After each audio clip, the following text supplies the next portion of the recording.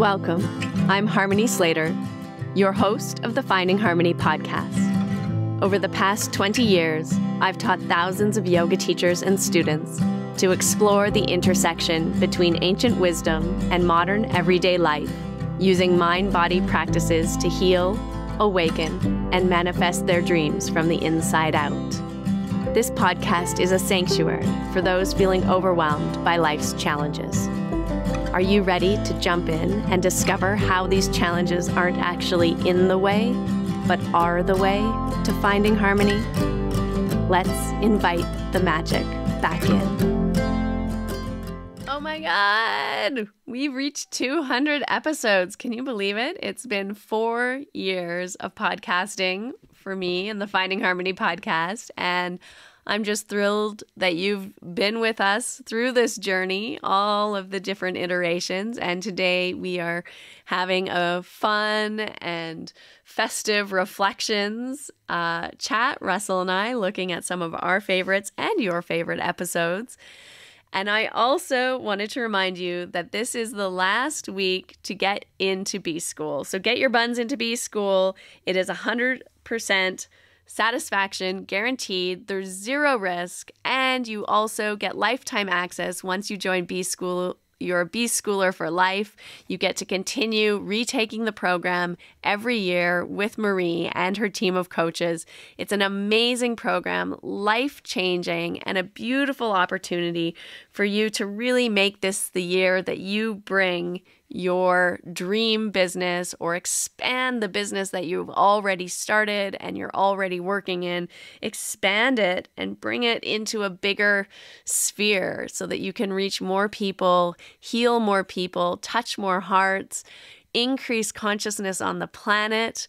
There's so many beautiful things that are just on the other side waiting for you.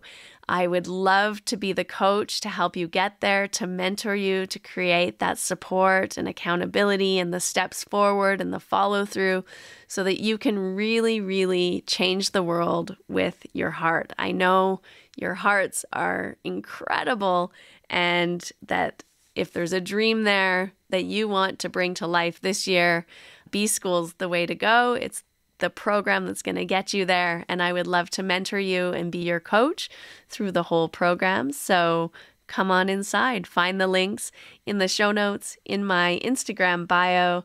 And if you have any questions at all, just shoot me a DM. DM me on Instagram, or you feel free to email me.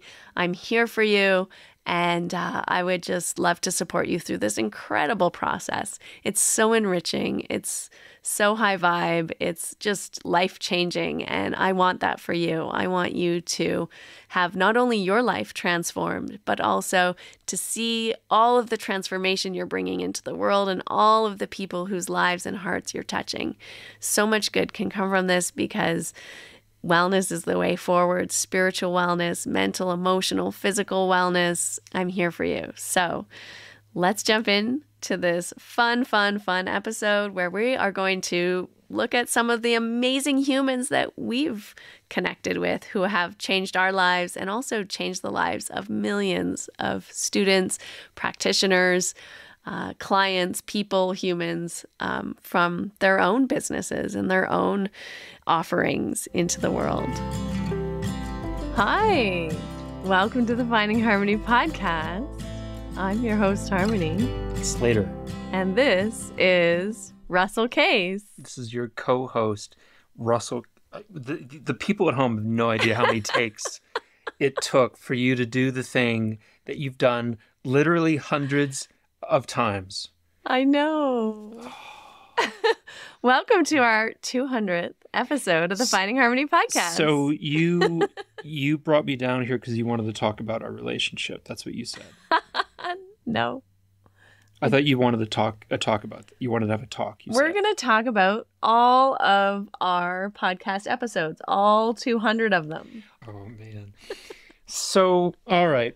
Well, probably what we should do, if we're going to do that, we should look and see what the analytics say about what our listeners at home, what do they like? Because that's really if you're sitting at home, you're doing your yoga, like you're kind of like mixing up orange juice and protein powder, and you're trying to like figure out, like you're listening to the podcast and you're like, I want to know what I want to know what they think of me. Okay. Right? That woman, that our demographic. Yeah, she wants to know what podcast she liked the most. What did she like the most? All right, so our top 10. You want our top 10? We're going to do top 5 to keep this short, because you said in the new year, we're going to keep these to an hour. Okay, 1, 2, 3, 4, 5. Yeah. So coming in at number 5. Oh, you want to so do far, that? Yeah. Top 5. Of all time. We're going to go from the top down. No, we're going backwards. That's how they do it. Oh, man. So Okay. coming in at number 5 of most listened to podcast episodes, we have Mark Roberts, God of Thunder. God of Thunder. Yes. I came to like a resolution with that when I started studying with Professor Rao, Nagaraj Rao. Mm-hmm. He said in his, the beautiful way that they're able to, recite scriptures, whatever. He's basically said something like, just as the honeybee collects the nectar of many different flowers, the student should also take the nectar from different teachers. Oh, And that's I was beautiful. like, oh, yeah. I was like, that's me. Like, that's how I kind of view my learning process. Like the Ashtanga and Sharath and Patanjali Eileen, I learned certain qualities from them, but I needed to learn philosophy from Professor Rao. I needed to go somewhere else to learn about chanting, and then when it came to physicality, I needed to go outside of Ashtanga to learn more. Mm-hmm. I remember lots of things about Mark himself. Oh, Mark's so good looking. That's what I remember about Mark. He's so pretty. I remember telling Mark on the podcast that I was doing like 30 pull-ups a day, and he was like, he was really appreciative of that, which was cool. And I think to we impress a good-looking young man like that. we looked at how different movement styles and ways of moving your body were helpful for overall functional movements, and maybe doing the same thing every day. How doing the same thing every day isn't that helpful. That's like the core of the Ashtanga yoga practice, though, is like you do the same thing every day, and every day you get a little bit better, I thought. Yeah, I know. We discussed that topic, if that's actually true or not. That's what we discussed on the podcast. And also how his practice changed with fatherhood, because he had just become a father. He had just had his baby. Well, he didn't have the baby. Deepika did. Oh, and I can't imagine having a baby. Deepika, I think, is also in our top podcast, but not number 5. Oh, it's a shame. Yeah, She was really cool. Yeah. Deepika, Rebel, came in at number 12. Sorry, So- Deepika. But you were number 12, Mark Roberts' wife, Deepika. You can listen to her Rebel, which was also a very good podcast. I didn't even come in like top 25 or No, 30. sorry. Your interview's Cool. not up there. So what came in at number 4? What came in after Mark? So after Mark, Dina Kingsburg, another Australian. Oh yeah, that is another Australian. Yeah. So one thing, Harmony, I think that you should try and think about is like, I think what makes these podcasts so popular is when people really speak to the heart and they really tell their truth. Because if there's one thing that I think about with Dina Kingsburg is she'll fucking tell you exactly how she feels. Yeah. She'll like go right into your heart with it. Yeah. So we all have fear of death, and we all have a fear of the unknown. And I almost feel like a life well lived is a life that prepares us to embrace death without fear. And so as a yoga teacher, I feel like I am an educator of life, helping people to reach their full potential through self-mastery and self-empowerment and clarity of mind and courage to make choices that aren't always the easiest. So it felt like a natural enhancement of my Dharma to be able to then, and also I'm getting older and the people around me are getting older. And a yoga teacher, you can become a significant person of stability in other people's lives. And so therefore you might well be called upon, to hold someone's hand or be supportive whilst they're losing someone or whilst they're dying themselves. And that's what I found happened for me, that as my community were going through different stages of illness and passing, I was called upon to play a part. And so becoming a death walker was completing that education so that I had more of a full range of information to offer those people as support. So that's what a death walker is. Yeah. That's fantastic. But I'd like to be a life walker first. I think you kind of have to be a life walker to be a death walker. That was episode number 68. I was so terrified of Dina. I was really nervous for that one. I think, I don't know if it came across, but I was so much. Yeah. I admire her class so much. We were in the house that she hand built, and the whole time that I was walking around in her home, I was terrified of her. And like, it's just a really special friendship. Yeah, she's amazing. Connection. I think we were both just in total awe and respect. It's amazing what kind of stone houses you'll construct to protect yourself. Yeah, good point. But that's how the light gets in. That's how the light gets through in. the cracks. Through the cracks between of the stones. That's like a whole metaphor. Oh, that's amazing. Yeah. So if you haven't listened to Dina, you should go back and listen. So then coming in third from the top. Someone beat Dina? Yeah.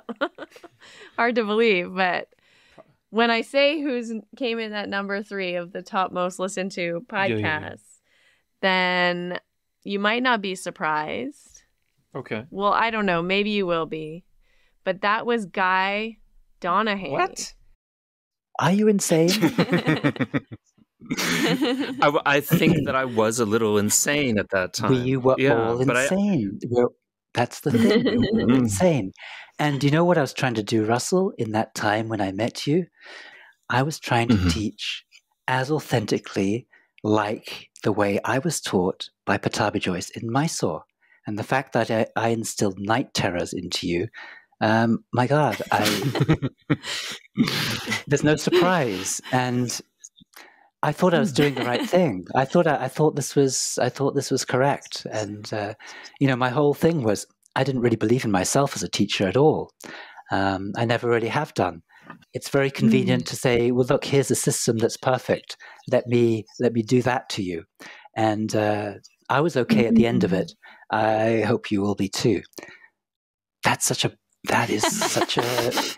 is really not taking the right responsibility with your life and with your soul, I believe.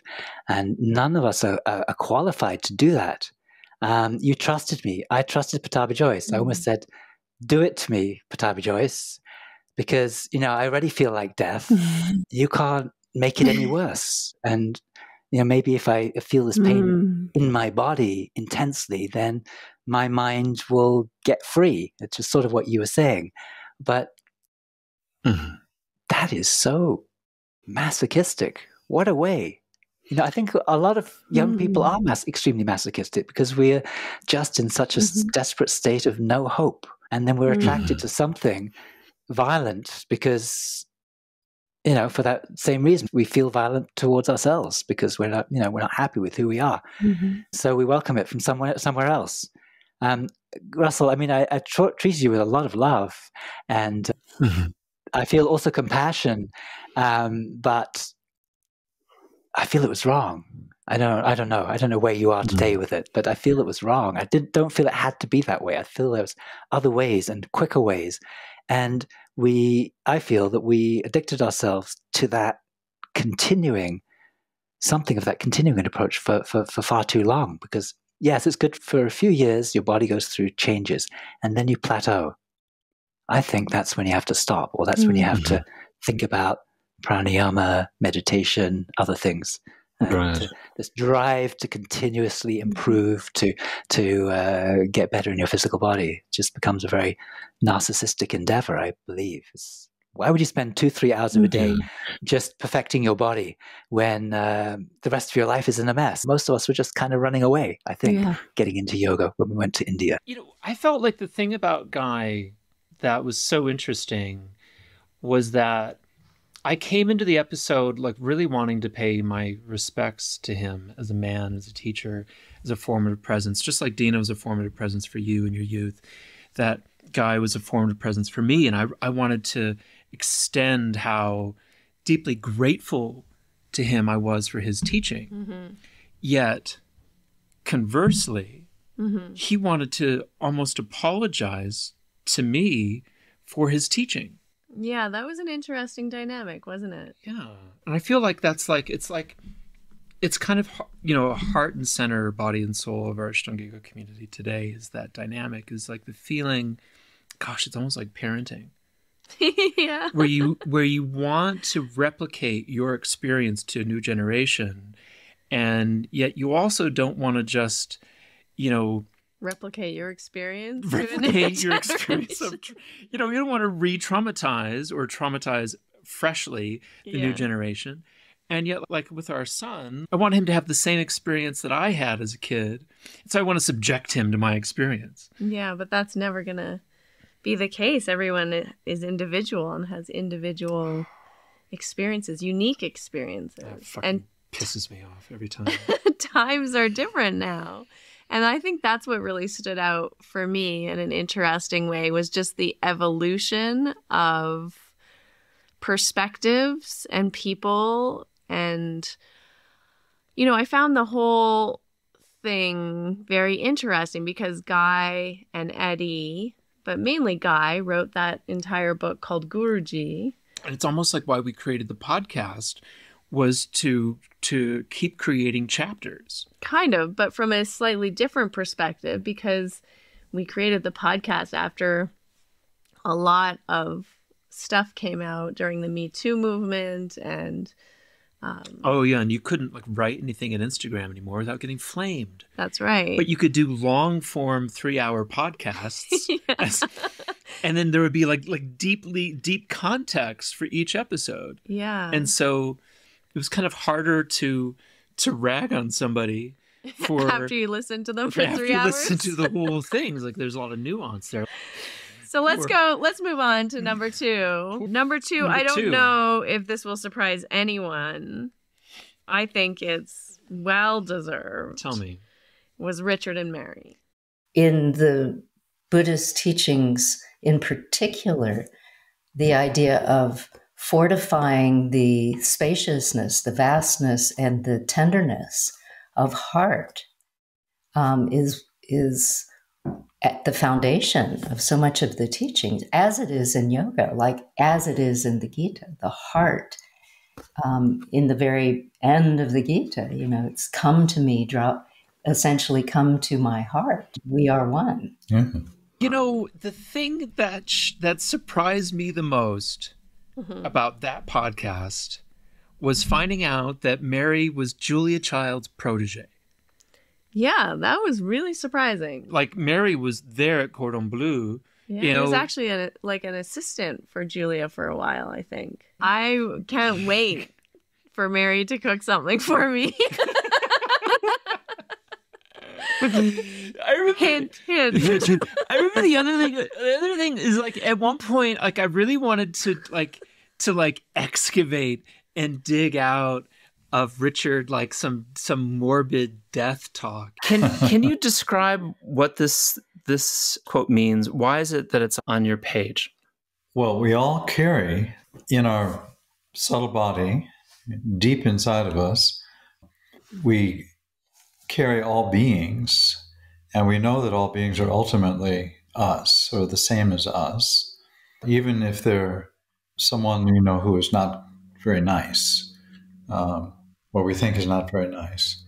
And so if we reject them, even if they're totally rejectable, we're rejecting part of ourselves. And that has a repercussion in our body or in our embodiment, in that it creates a certain pattern or samskara that then keeps reappearing, often in what we would consider to be a subconscious or unconscious way that we project out onto others. And that projection is often those others are other beings that we've reduced to just our formulas or ideas about them, just as we do to ourselves. And so when we reject even those people who are not very nice, we are doing it also to ourselves, and we're unable to find compassion, sympathy.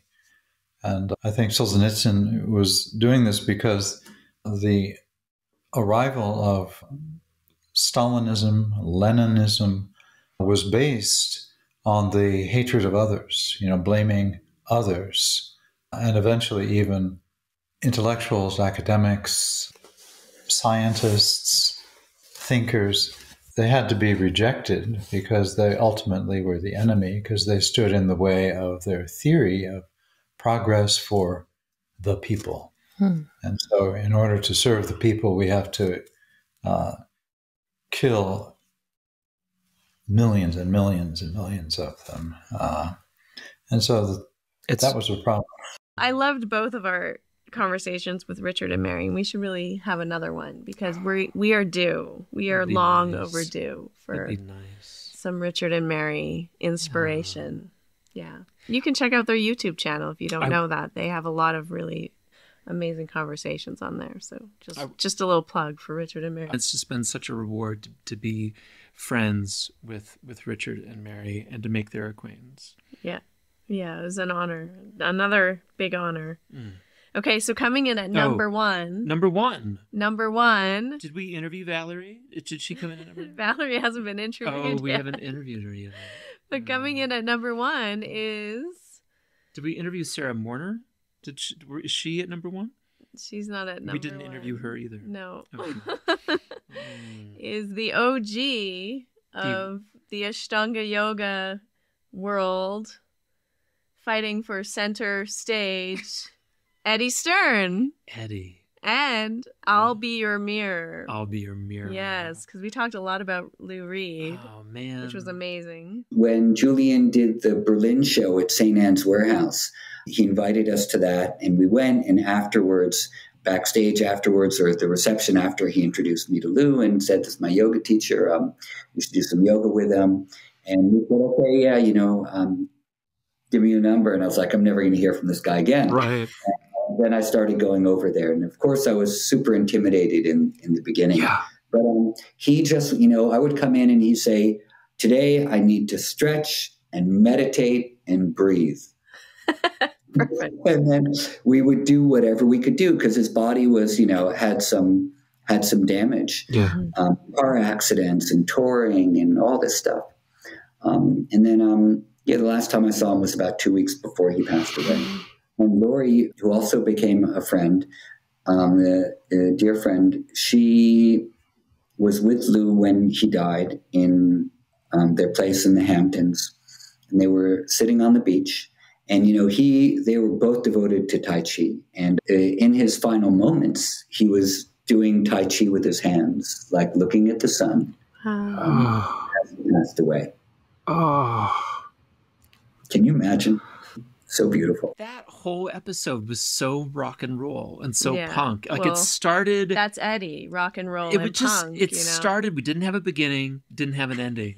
We barely got the recording and out. Just rocked in, and then he as soon as it ended, he shut the computer. It took us weeks to get the audio back from the cloud. I had to text Eddie 500 times. But there was something really special about that kind of rock and roll, like living on the seat of your pants, on the edge, balls out. Yeah. I think that was it. And we started talking about art, and then it morphed into yoga and music, and it was really, really profound in many ways. And we talked about kind of this disillusion of, I guess, the Mysore scene, the Mysore climate, what's happening in India. We talked about hierarchy. We talked about practice, and Eddie saying that he found the practice quite rigid. Yeah, and exhausting maybe? Like And he said, sometimes now I just jump to the right instead of to the left. And everyone was like, what? Whoa. Yeah, man, It was also emotional, too. It was deeply emotional. That he was sitting in front of a Julian Schnabel painting that was worth more than his apartment was like, that was the most emotional piece for the whole show for me. Yeah, didn't someone give it to him? Julian Schnabel. He actually gave him the fucking painting. He gave him the painting. No, but see, that was your cue. You missed your cue. That was a comedy moment. That actually wasn't the most emotional. Oh, right. Okay, do it again. I'm not going to do it again. Do the bit again. No, I did the bit already. Now you have to say the thing. Oh, but the most emotional moment wasn't like the whole apology thing that you guys did together? Yes, it was actually the apology thing. This joke's been crucified. When we first started doing the podcast, I had a kind of idea of what I wanted, of what I thought, how I could contribute to what you wanted to do. Mm-hmm. And you wanted to do a space to do what? Why did you even call it Finding Harmony? Well, I called it Finding Harmony because to me, that's really what the yoga is about. And of course, my name is Harmony. So it's finding myself, of course, through the practice of yoga. But really, I mean, harmony in the bigger context of many different pieces coming together to create a beautiful symphony or a beautiful piece of artwork or, a harmonious union. It requires different tones and different rhythms and different tastes and different, right? And it comes together and it makes this perfect, beautiful whole. Right. And to me, that's what the entire practice of yoga is really drawing together all these divergent different parts that on their own are just a piece of something or maybe even doesn't taste very good on its own. But when you bring it into union with all these other pieces and bits and parts, then you get this beautiful harmony. And I think that's what we're trying to do within ourselves is find and welcome back all these lost, rejected, divergent parts. I felt like when we started the podcast back in 2020, that this is what we were doing even in our community, that we were drawing back together all of these lost, divergent, differing opinions and voices and I love Sharad. I hate Sharad. I love Guruji. I hate Guruji. I like Saraswati. I love Saraswati. I hate Saraswati. I like you. I don't like you, right? Like all of these various opinions, experiences. I had a good experience. I had a bad experience. I had a confusing experience. I had a blissful experience. Like whatever it was, we were bringing them all together to really create a masterpiece and create a symphony of voices, a tapestry. Yeah, that was beautiful and was giving a bigger picture, right? From not any particular perspective, so to speak. Everybody's experience was welcome. Everybody's voice was welcome. And I feel like that's what it is still today, is really finding harmony within ourselves, the inner harmony, and then bringing that into our world as well, so that all the voices and all the people and all the pieces can come back together and find union, find wholeness, find home. I just wanted to make dick jokes. Yeah, we know that about I was looking for comic relief. That's what I thought it was. I thought it was like there was a platform for me to showcase the funny, and like, there's a way for me to be funny. And like, I can interview people, like I can ask questions about them. So I was looking at like a couple of podcasts, like Mark Maron's What the Fuck podcast. Yeah, and I was looking at Jason Bateman and Will Arnett's and Sean Hayes's Smartless podcast. And I was thinking about things that they were doing that were interesting, questions that they were asking. And one of the things that I felt like I observed was like that Mark Maron liked to talk about the old days and talk about difficult experiences and see if there had been reconciliation, if people had kind of come to terms with who they were, if people had become resolved, if there was resolution, which I felt was similar to what the Finding Harmony podcast could be. Yeah. Because we have all of these friends, hundreds of friends who do Ashtanga yoga, just like comics have hundreds of friends who do comedy. Yeah. We have hundreds of friends who do Ashtanga yoga or other sorts of modalities. Mm-hmm. And we could talk about what happened 20 years ago and say, well, that was fucked up. Yeah. And so bringing Eddie onto the show was like, for me, like that was the dream. Where you have Mark Maron and Louis C.K. come on to the WTF podcast and they apologize to each other for being real dicks to each other. Yeah. And that was how Mark Maron became the #1 podcast in the country at one point. It was right after that podcast. Right. And so I thought, I want to do that. I want to apologize to Eddie live on air. Yeah. It was like your heart's desire coming true. You manifested it. Well, he fucking undercut me and apologized first, and that was not what I had in mind. But didn't know he was gonna fucking steal my thunder that way. But he really jumped in with his own apology first, and was like, "Oh, okay, here we go." Yeah, that was good. It was a very dramatic episode, so I can see why it's #1. Of course, everyone loves Eddie. Yeah. And I just couldn't imagine what it was like in Mysore on that Sunday when it was released, and you know, hearing Eddie talk about his thoughts about Ashtanga yoga that were at that point, so deviant. Yeah, it was pretty radical. The orthodoxy from what, had previously been bespoke about. Yes, previously been spoke about. Yeah. Incredible. Yeah, it was pretty amazing. We should find some more people that you were a dick to and bring them on. It's literally an infinite list of human beings that it's not infinite. I haven't met an infinite number of human beings, but like, if you think about the number of human beings that I've met and have been dicks to. Dicks to? Like more than one? Well, it's every one of them. It's like Warren Beatty in that movie. Is it called Soap Dish or Shampoo? Shampoo. And Goldie Hawn says to Warren at the end of the film, like, how many girls did you have sex with? I fucked them all. That's terrible. It's terrible. But like, I've been a dick to all of them, and I need to apologize. It's like a AA meeting. I need to apologize to every human being, especially the ones that listen to the fucking show. Yeah, maybe the ones that don't like you don't listen, probably. Well, they've listened to one or two and they gave up. They gave up. They wrote in complaints. Yeah, they did.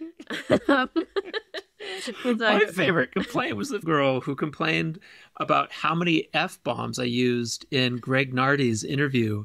And then, like, we had to actually have a sit down and talk about how much I swear on the podcast. I was like, that's a shame. Yeah, that was also accused of fat shaming Greg, which was really upsetting. Yeah, sometimes we get misinterpreted. Because I was like, man, but like, it was within the context of like, I had been heavily fat shamed. Yeah. I didn't like it. I didn't think it was cool to fat shame somebody. It's like, you're being fat shamed. It's like, then people were saying like, well, you triggered Greg. Yeah, you re-triggered him. It's like, he wasn't re-triggered. Maybe. No, I don't think he was re-triggered. That was we talked to him for like an hour afterwards. Yeah. And like often, that's the thing maybe our listeners don't really realize is we typically talk to people for some time before. Yeah. And then often, especially in the old days, when we were doing, longer episodes and our first episodes, and especially during the COVID season, we would often talk for like 3 hours. We were very lonely people.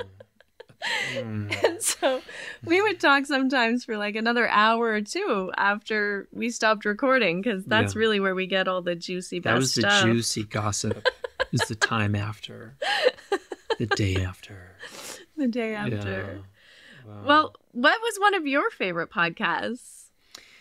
One that came to mind, speaking of comedy, is like recently, I think in the last, say, 50, 25 podcasts, we've gotten online with somebody and you could sort of see the person kind of steeling themselves for the litany of abuse that I'm about to subject them to, in my comedy stylings.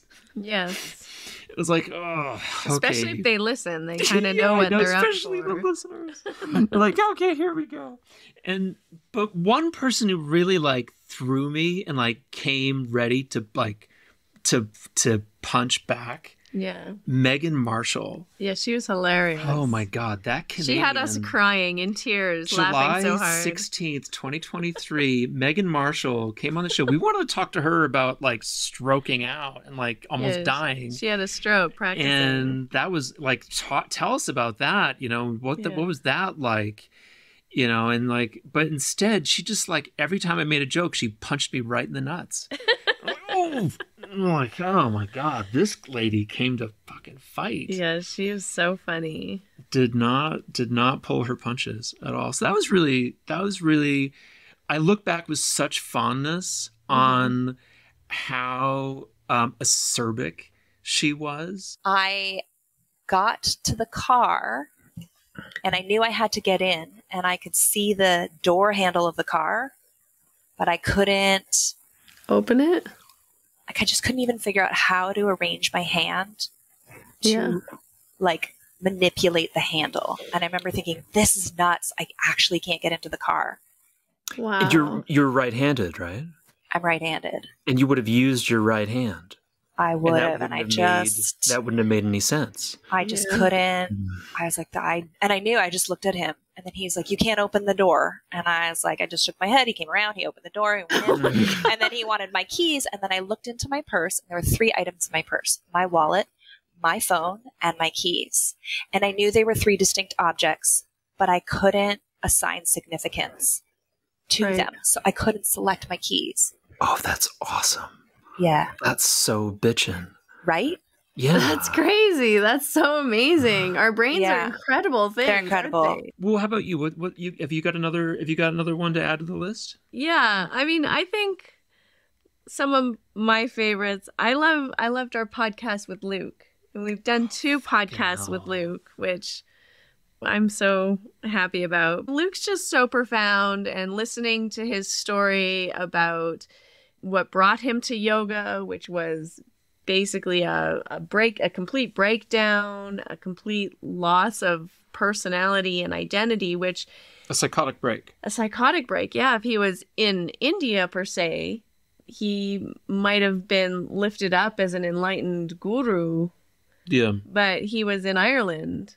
And so it wasn't... It's just like back to work. They didn't know how to interpret what was going on. They just put him in a sanatorium. That episode was called The Empty Mirror. And that was our first episode with him. And then we did another one more recently that was also just beautiful. What I'm learning from yoga is being unlearning rather than learning. I mean, I do a hell of a lot of learning, but my learning is good for nothing. You know, I can learn. I mean, I spend a lot of time like learning this Veda and that Veda and this Sanskrit and that Sanskrit. But ultimately, my knowledge is good for nothing. It's just knowledge. And it has nothing to do with how much I love. You know, I would say that's the real thing of importance. And that, unfortunately, after nearly 25 years of doing Ashtanga yoga practice, that's where I'm a beginner. You know, I'm advanced in yoga asana. I'm advanced, you know, in certain areas of scholarship. You know, I'm a master in this, I'm a master in that. But in love, in life, I'm a beginner. I'm learning. I've got my, you know, my stabilizing wheels on my bicycle.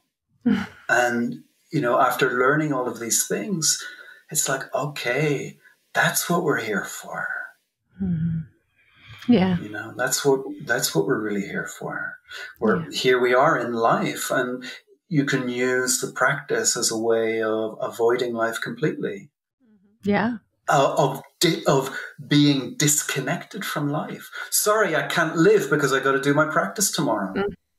And so just like that coming into Luke's space is kind of magic. Yeah. And it is this richly, deeply philosophical place where your heart opens and your brain empties.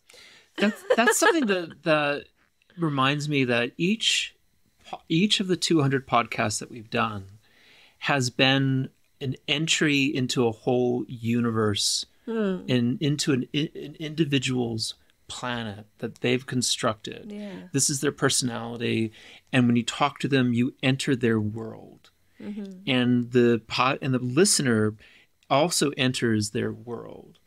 And with Luke, you're entering the Luke time. You're entering the Luke time continuum. And when we're hanging out in Mysore, as we did for months on end, just eating chapatis, hanging out, like looking for a Kingfisher beer, like whispering, like, Luke drinks beer? Yeah. And like, like just little, and like, but what you realize with Luke is that he's in a tonal space where every sentence that comes at him is an opportunity for mystical deconstruction. Yeah. And he's going to then respond to it given the space. And the podcast is that space. And he was just fucking letting it rip. Yeah. And it would be like when we'd get off the show with him, it would be like walking on water. We just like float up air, upstairs, and you just talk about the podcast for hours afterward about what it was like, and real special ones like that. It would really do that to us. Like, just all of the different facets of what made the conversation interesting, and compelling, and made us feel like, as hard as this is to get up for another, 3 hours to record this week, with all the other stuff that we have to do, like making an income. Right. This is what we do in our spare time. This is what we do in our spare time. But like, the conversation was reason enough to do it. Yeah, and I think you bring such an interesting picture, and it really is like that when you sit down with someone and have a conversation really about like them and their experience, and you're so interested in just understanding the world from their point of view and what made that person. It is like entering an entirely different world, and you kind of are able to open that door into this magical kingdom of whoever that person is, and really feel it and taste it and be with it as much as it's being transmitted by that person. And I hope that our listeners are able to feel that and be with that too. I think they are, which is probably why they keep listening, because it is a really special experience to just hear what is coming from someone's heart or their memories or their thoughts, their feelings, and from a very honest and emotional place. Another person like that was Dr. John Campbell. Yeah. Like we really entered a whole world, and we entered his space, and it was so cerebral, but self-aware, vulnerable, but just astounding intellect. You've been incredibly honest and incredibly generous with your spirit and your time and your intellect, and I love you, brother. And I love you too. And I just have to say, like, my honesty is simply, you drew it out of me. I feel like I've been on sodium pentothal the whole time, I'm going to probably live to regret, but, no, I mean, I care a lot about you, Russell, and Harmony. I'm so glad to have met you too. I hope I get to see you guys sometime soon. And by the way, we have a brand new president. You can come back now. It's all right. Do you remember I sobbed in that interview? Yeah. I just broke down and started crying, and I re-listened to the podcast recently, and I was like, you can't quite hear what I'm going through. Yeah. But I'd asked John to do a ceremony for my friend that had died of COVID. And he had done that for us, and then just talked beautifully, immaculately, off the cuff about the purpose of these rituals and what they're good for. Yeah. I was like, this guy's extraordinary. Yeah. Yeah. Just today, amazing. actually, I texted John this sentence. I said, John, what are your thoughts about Jesus? Yeah. And so we're going to talk to John next week about his thoughts about Jesus. I'm so excited. Yeah, we need to talk to John more too. Again, we're going to have him on the podcast again. Yeah, and it's so fascinating, like just this collection of humans that we've connected with, and some of them are just profoundly deep thinkers and educated, or have just like very intense experiences, life experiences that have changed the way that they see things and interact with people or interact with life itself. And it's so wonderful. It's such an honor to be able to sit in their presence. And really, it's kind of the essence of Upanishad, right? Mm-hmm. Upana, sitting next to. Yeah. Shat, sitting. Yeah. And it changes you. It changes you when you are able to spend time, even online, even via a podcast or audio or video, and you spend time with someone, not time. I mean, that's the other thing. We're not multitasking, right? Mm-hmm. We're just really like with the person. Yeah. And being with them. And it's this beautiful expression of yoga, and wisdom is derived from that space and time with someone. And I remember a podcast that we did one with Shelley Washington. Yeah. I have absolutely no regrets as a dancer. I did it all. I did everything that one could do as a dancer, and I have total fulfillment with that. I danced with Martha Graham's company when I was 19 after Juilliard for a year. I left that to join Twyla Tharp. And I've been paid 52 weeks a year by Twyla Tharp since 1975. I've been with her for 45 years. I mean, I don't. Incredible. She should raise her salary some, but yeah. Well, no, but actually now I don't. You know, she doesn't have a company, so I do. I work for her when there are pieces that need to be set and staged. But in my career with her, I did the movie Hair. We did a Broadway show, Singing in the Rain, in which I played Charisse. We did television projects. So I had a full career. We've traveled the entire world, South America, Asia, all of the States, all of Europe. So it was fulfilled. When I retired, I was good. I started yoga when I was in my late 40s, and perhaps my body images came from maybe not being able to do things that younger people could do, or having to move slower into it, and maybe not getting as far in the practice as I would have liked to have gotten. So it's interesting that I didn't really have that in dance. I had it more in yoga because I feel like I couldn't quite understand at the time that yoga was something that was really, for me, for my body, much more of an internal practice, and that it was what I needed for me and not a show. Yeah, it's fascinating, like coming to the practice out of your dance career and then still having all of those patterns and like habits of thinking and samskaras with you from dancing and excelling at dance. And then yoga is similar, but kind of different, right? And I would actually say, I think many dancers who do yoga suffer from it. You know, a lot of dancers that come into yoga are beat up, man. We're beat up. Our knees are bad. Our back is bad.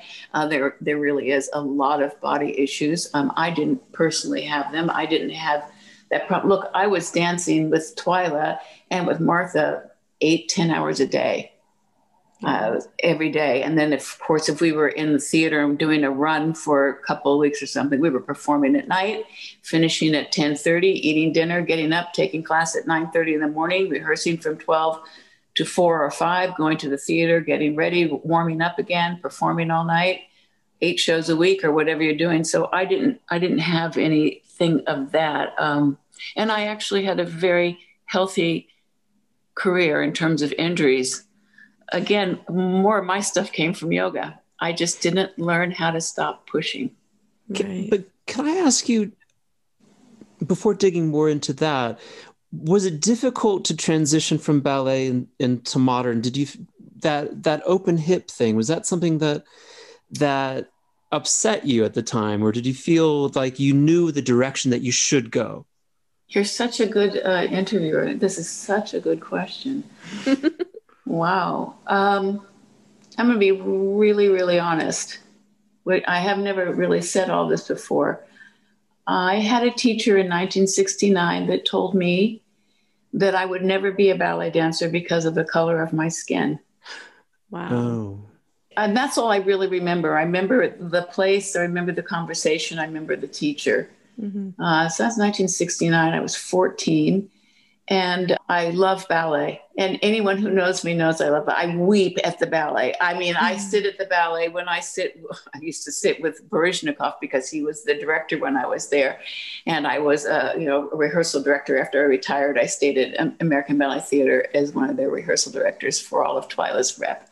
And I would watch these dancers that I would see in rehearsal, and their hair is falling down, and they have all their schmatzes on and everything. And then you'd see them in, Giselle or Sylphie, and they were so beautiful. And I would cry, and he couldn't believe that I would cry. I love it. I did ballet every day of my life. That's how I warmed up and trained and kept my body. It was like playing the scales on the piano. It's just what I did. I didn't feel bad, actually. Russell, I felt like, okay, he said, you have a beautiful body, you have beautiful feet, you have beautiful proportion, you have a natural ability to move, you have everything. You should be a modern dancer or a Broadway dancer or be an actress. Mm-hmm. And I went, okay, I'm going to just keep doing ballet. And I mean, I was taking modern dance classes at Interlochen anyway. Mm-hmm. And I just went that direction. And honestly, the kicker of the whole story is that 20 years later, at 34 years old, Baryshnikov brought me into American Ballet Theater as a soloist. So there you have it. I had a great career. Enormous sense of legitimacy to that Misha picking you out like that. Well, Twyla came in to be his associate director to ABT, and she had disbanded her company, and she brought a few of her dancers into American Ballet Theater at that time. Yeah. Bigger to the point, and I don't know who this is to, but Misty Copeland, who is a woman of color, is in American Ballet Theater now, and she was in the corps. She was a soloist after that, which is the next tier, if you will. And she's the first woman of color to be a principal dancer in American Ballet Theater. So if you wanted to give this man some kind of, she's the first one there, right? And how many years later was that? Yeah, quite a few. From 1969 to when she became, I don't remember what year, but it hasn't been that long. I mean, it hasn't been 10 years, I don't think. You're already crying. I don't know if the listeners at home can see that you're crying. Why are you crying? What is it about Shelley? What's the connection there for you? I don't know. Something happens because I know she deeply cares about you. Like, she loves and adores you. She always has time for you. And so, like, one of the best dancers of her generation cares and loves you. Is that why you're fucking sobbing right now? Maybe. What is it? I don't know. Yeah, that's like a deep, weird secret about me. There's one person on the planet that can make me cry just by me thinking about her. Well, she loves you. I know, and I love her too. I love her deeply too. Do you profoundly need love? And like to think of this one person that offers you what do they call that? Unconditional love? She offers that to you and you just like fucking sob? I don't know. Am I not enough? I don't know. It's so interesting. I think Shelley and I just have a very, very deep, deep heart connection. I don't know. I think there's something there. I don't know. Maybe it's the dance thing. It's the yoga thing. It's being seen, being valued. Yeah, I don't know. She's someone, I don't know, who touches my heart in a very deep way. that makes me cry every time I think or talk about her. Yeah. Yeah. I mean, she is epic. She's epic. She is a human being who is absolutely epic and so full of love and light, but also like really fucking real and really hard. And I think, yeah, she just everything, I don't know, we just know things about each other. Yeah. At a soul level. Yeah. That's like both beautiful and painful. And we can communicate without words. See, so I'm crying again. I don't know, it's rare. It's just a rare thing to know someone who you can talk to without words and like totally 100% like feel everything. I don't know, it's weird. It's like otherworldly. It's a very strange connection. But definitely, if you didn't hear Shelley's episode, you should go back and listen to it. I'm probably crying in it also. Good. But it's amazing. I mean, she talked about kind of losing her practice and blowing her Achilles dancing. And if you don't know, Shelley Washington is David Swenson's wife. So, who was also on the podcast, episode number 40, and Shelley was before him. So you got to go way back to 2020. I was a teenager when I met David. I mean, I was 18 the first time I saw a video. So that's of David doing practice and being told this is the right way to practice. And that was Suda in Chicago. It said, this is a guy I think you'd really like and really, and little did I know that Austin, you know, where I was, Austin, Texas is where you could find him. That's where my mom had just moved. You know, and I found him there. And Sharon Moon, who was on the podcast, Sharon Moon and I kind of became like a circle around David there. And I sold T-shirts for him once at a yoga conference, and it was so intimidating. At one point, he told me like, if you just move this box over there, and I couldn't speak because I was so intimidated of him that I was like so awestruck that he was even telling me to move a box. He looked at me like I was some kind of fucking idiot. Would you just move the box, please? You know, that's 30 years ago now. Yeah, I know. It looks exactly the same. He does fucking practice exactly the same way. And I'm a mess. I can't do anything. I can't even do upward dog anymore. And he's out there. He's still just doing his practice right next to Shelley on her Peloton machine. Just every day doing it. Yeah. It was really gracious of him to be on the show. It was really sweet. Yeah, it was wonderful. Definitely in our top favorite podcasts. I think he's in the top of theirs too. He was number 6. Oh, number 6. Just came in behind God of Thunder. Yeah. Surf and turf. What the fuck is that? Because we were talking about... You named it surf and turf? Yeah, we were talking about surfing. That's a food reference. I know. What the fuck is that? We were having fun. Ty Landrum gets life and death. David Swenson, surf and turf. All right. Another podcast that I'm really fond of, a person that I feel that whose soul I get, and I like being starstruck by her and awestruck of her, which I think she really enjoys because she knows that she's not actually famous. Yeah. Like maybe like 14 people know how incredibly famous she is. Yeah. Amy Echo, the punk rocker. Oh, yes. Like, who we've also done 2 podcasts with now. Yeah, 2 Actually, podcasts. 3, because our first one, the recording got completely wrecked and we had to trash it. We had to do it over the next day, which was hell. We met her again. The same conversation the next day. Well, it wasn't the same, but it was close. We tried. Yeah. But, as soon as I met her and she told me that she was a punk rocker, I always treated her like she was a famous person. And she always kind of really thought that was cute. Yeah. She thinks of me like of her cute little brother. And she tells us all these stories about, the relationally famous, like her husband was, a drummer for a day in Billy Ray Cyrus's band. Yeah. Or, she met Ozzy Osbourne once. And, she was just really cool. And yet the other thing that makes her so interesting is that like a lot of yoga instructors of our generation, I think we kind of looked out at our field of work and felt like we kind of have to bring something else to this. Like the Mysore practice maybe isn't going to be enough because it's so competitive. The environment is so competitive. And you can't just come in with a 4th series practice and make $3,000 on a weekend plus 50% of the gate in an airplane ticket. Yeah, no. People aren't doing that anymore. No. The way that it used to be, you know, that was the way that you did it.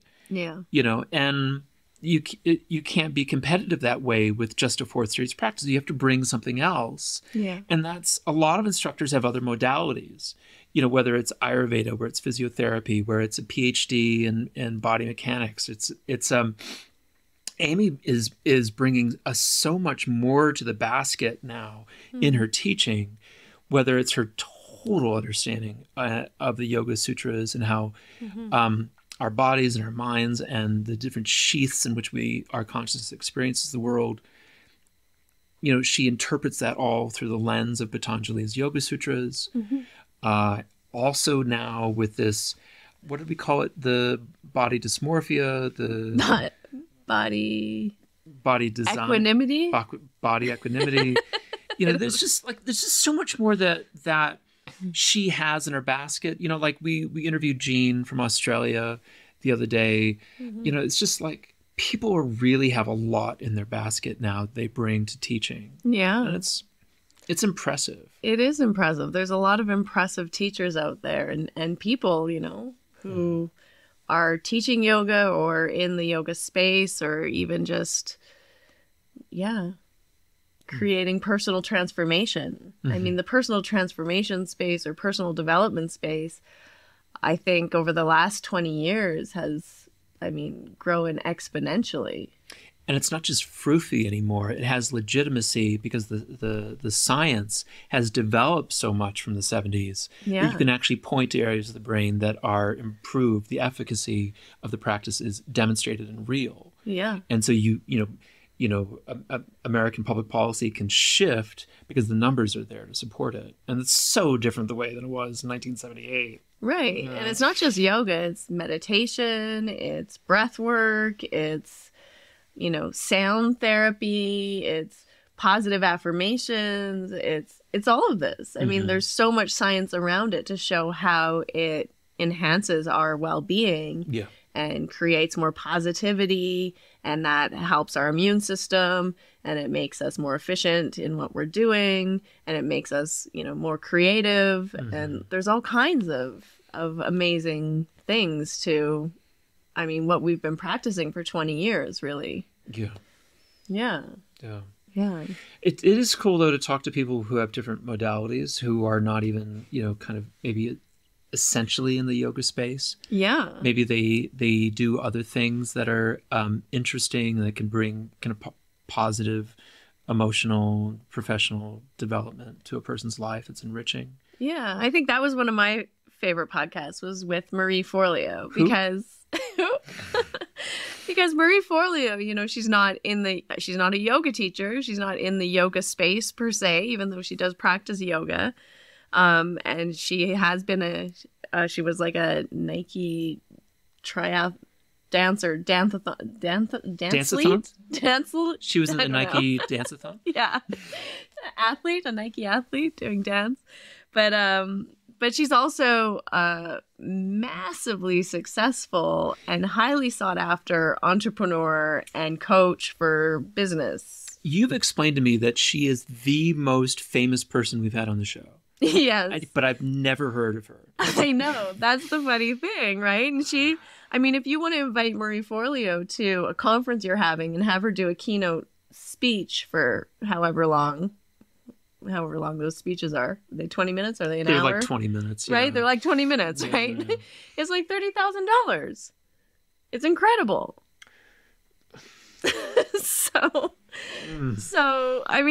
She's, I think, the most famous person we've actually had on our show. They should pay Elizabeth Kadetsky $30,000 or Ralph Craig, Dr. Craig $30,000. Yeah. Why don't they pay those people? They were great podcasts. They were great. I know. So that was a big thing for me because it wasn't a yoga person per se, but it was someone who's an entrepreneur, a business coach, who's highly, highly famous in the online entrepreneurial space and in the business coaching space. Famous, you wouldn't even let me be on the podcast, as I remember. Yeah. That's how famous she was. Yeah. Wow. Yeah, and she's just a truly, truly insightful, beautiful human being who, when you sit with her, I mean, that was one thing that I really, really felt. Sitting with her, you really feel like she has that Guruji quality, actually, where she is seeing into you. And it's not about her. It's actually about you. Mm-hmm. And she's really just like there with you. And you feel like you're the only person in the room. Do you have anyone else that you want to call out? Yeah, I have a few people. I mean, I think you called out Ralph Craig, who was amazing. And that podcast will forever be with me because of the editing it took to get it out there to the universe. You know, there was the Louisiana connection with him. But as we got on, I realized that it wasn't so much that as like his mind is... He's one of those profound human beings that arises in space and everyone around them realizes what they have and they need to do something about it because it's special. I think talking to Ralph Craig was, I mean, it was special because also his intellect is so massive. It's vast. That, I mean, I felt like so small. I was like, oh my gosh. How are we going to make this an intelligent conversation? Where, you know, it's like a giant, you know, trying, he was, you know, being very patient with us. He's beautiful, beautiful energy. I just remember like one of the things that he brought to the conversation was this kind of profound understanding of colonialism and appropriation, which I was not expecting him to talk about because we were there to talk about Tina Turner. Yeah. Which is what I thought we were going to talk about. I thought maybe he was a professional dancer, but he was not. He's a, you know, this massive intellect and scholar, and he's a historian, really. And for him to kind of, just as a sidebar, demonstrate that what colonists do and what Western civilization does is it goes to other societies, other locations, excavates those things, and brings them back for mercantile reasons.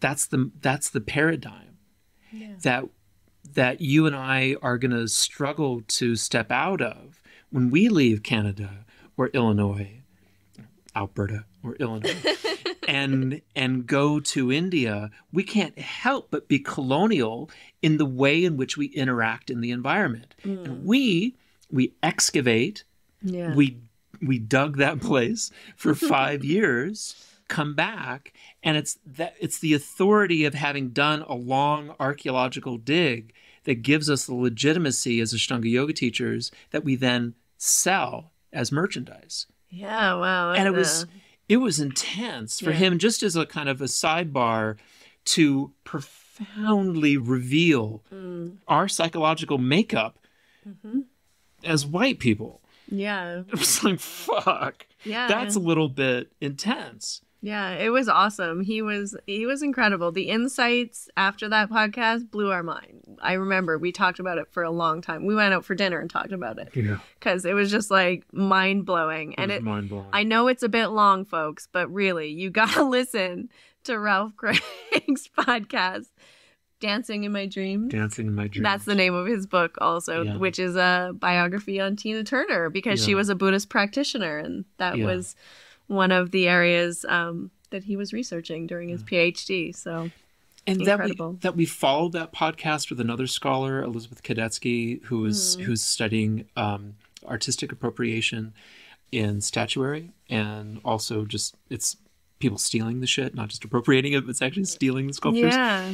You know, it felt like it felt like we were actually becoming a kind of news organization that's building a topical story and following a thread of investigative journalism. Yeah. And I'm like, wow, this is really kind of building now. And it was, I feel like for me, 200 episodes now, I feel like we have dramatically altered our own stance on how we feel about our own practice through these conversations with these learned people. Like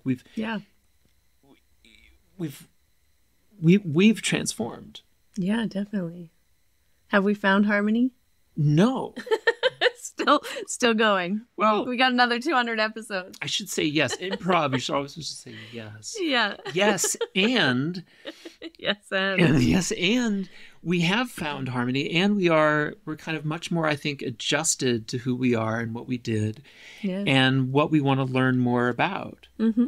Yeah, and I like that we're interviewing some people who have some other expertise as well, because although we've talked a lot about Ashtanga yoga practitioners and teachers here, there's a lot of wonderful human beings that we've interviewed along the way who aren't Ashtanga yoga practitioners, but I think have really added some interesting perspectives to the conversations that we're having. We learned all about human design. Yeah. We've learned about gene keys. We learned about manifestation. I don't think you can really learn about those things. Not in a kind of scientific way. We tried. We're exploring.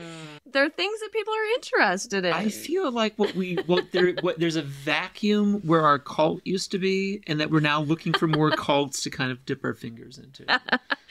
Well, I want to give a few honorable mentions. Yes, please. Because the very, very first interview we ever did was with Santina. Oh, my God. Santina Jardina. That was wild. And we did not release her as the first interview. She was very released a little bit later on, but she was the first interview we ever did.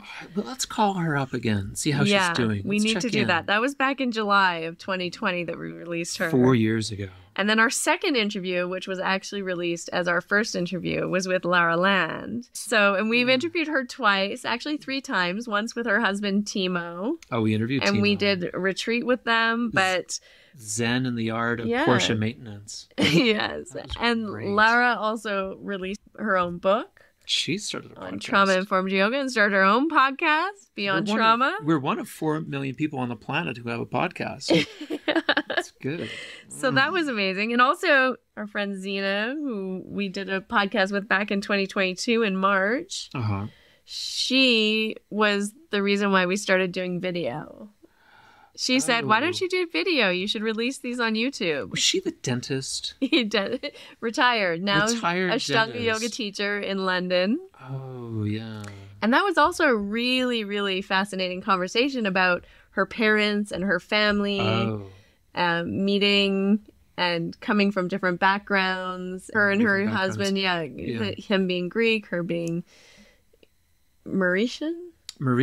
That's right.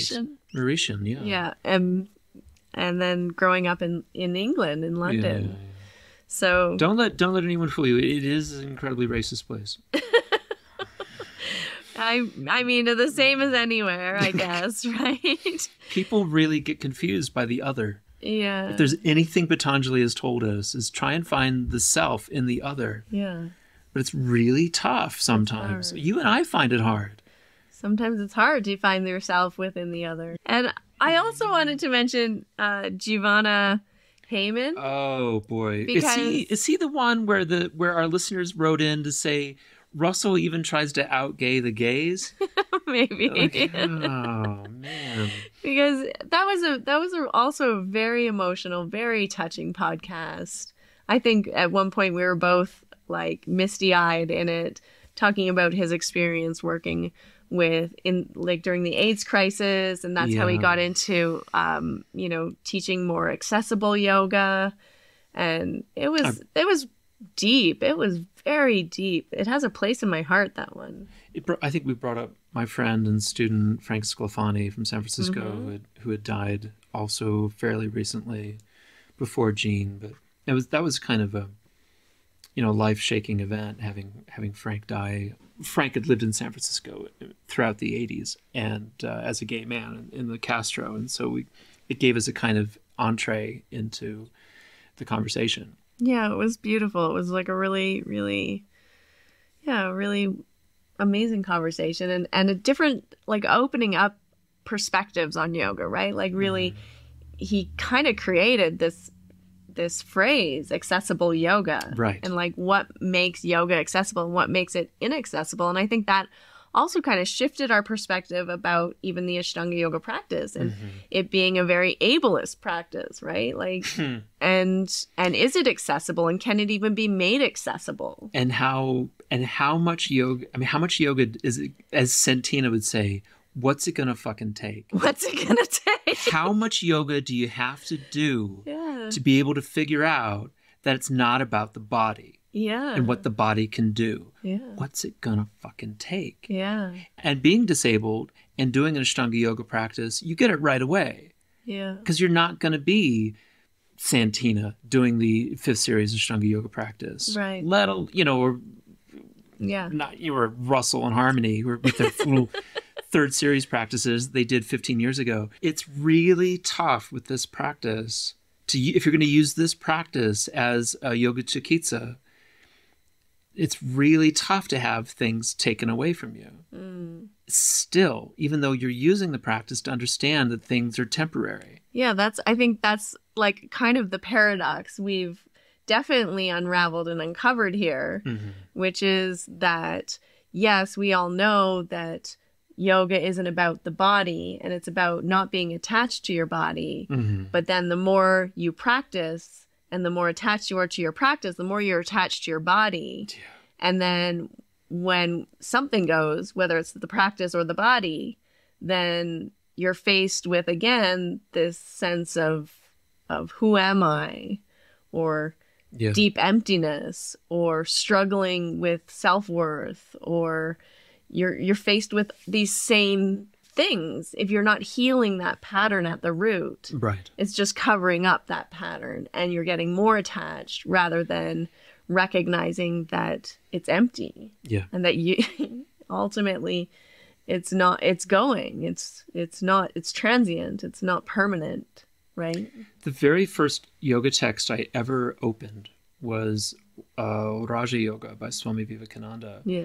And he says it right in the first page, that the problem with Hatha Yoga is that, yes, you can see the benefits that the Hatha yogis live to 200 with black hair. Their hair, and they're looking very youthful. And I read that and it was like, that's kind of what I want to do. Yeah. I want to do that. And yet it's the problem with the attachment to the body and the vanity that comes with it that becomes the problem for the Hatha yogi. Yeah. And it's still the same lesson. Even today. I was 18 when I read the Raja Yoga, and which is a translation of the Yoga Sutras by Patanjali.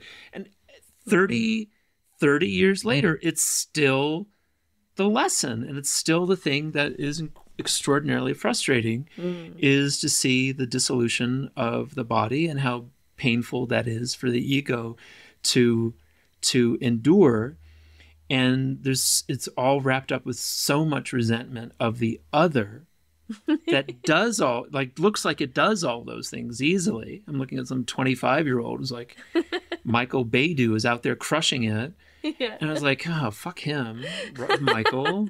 We love you, Michael. Also another great podcast guest. Beautiful podcast guest. And your immaculate self-taught practice.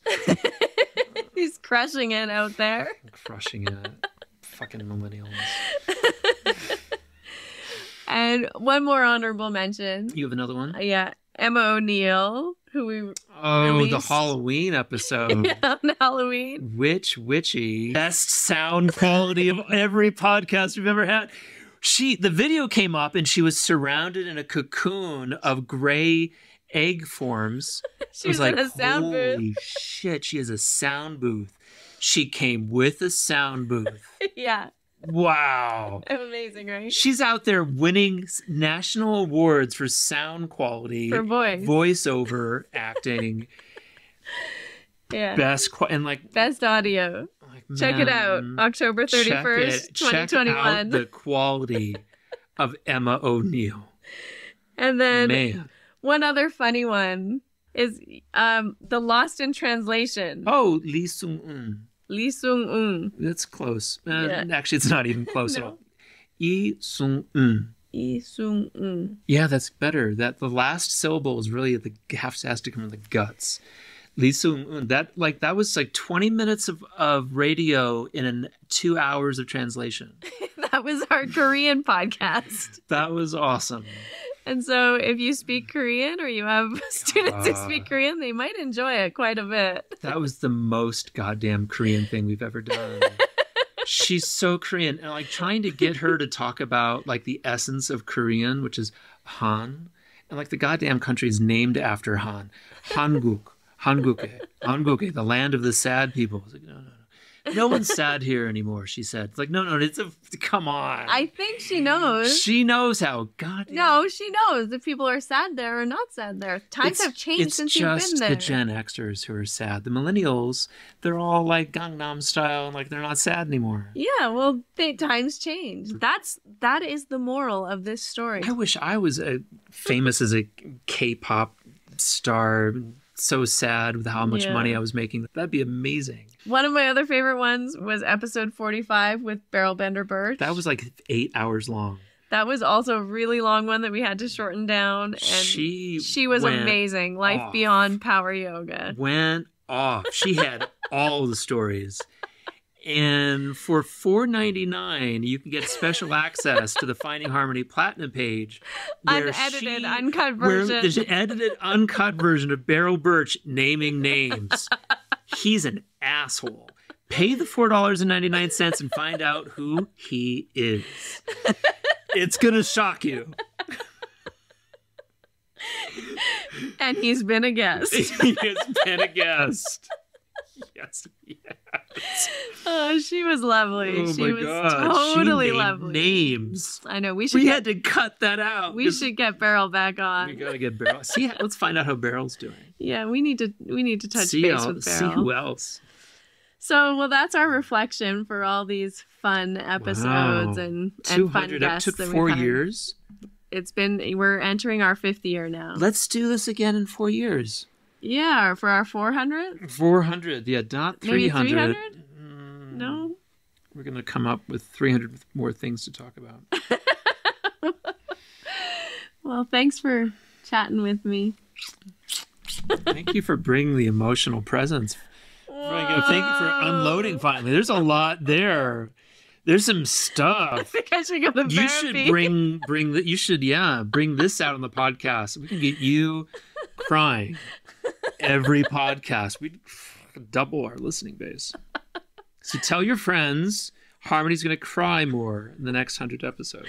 We'll try. We'll see. We'll see. Get Shelley back on. We'll make it happen. But thank you all for having a favorite episode. And just to say, it was really hard to go through and pick different people and different episodes. As we were going through, we just kept thinking of every single person that we've talked to. We're gonna leave, this person out or that person out. We kept thinking of all the fun things and all the things we loved about them. Every one of them is a unique jewel. Yeah, we loved every single episode. I can honestly say that. There has not been an episode that we have not loved.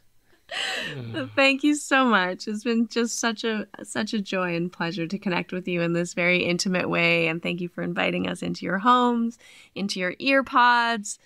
This is the only time that Harmony and I talk to one another. And so that's what's cool about this. So thank you guys.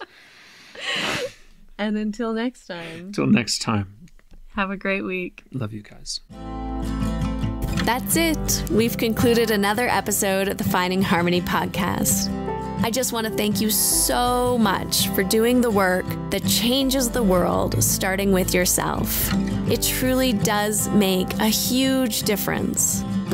Please make sure you have your automatic downloads turned on wherever you listen so you don't miss any of the upcoming episodes. I have so much more magic I can't wait to share with you.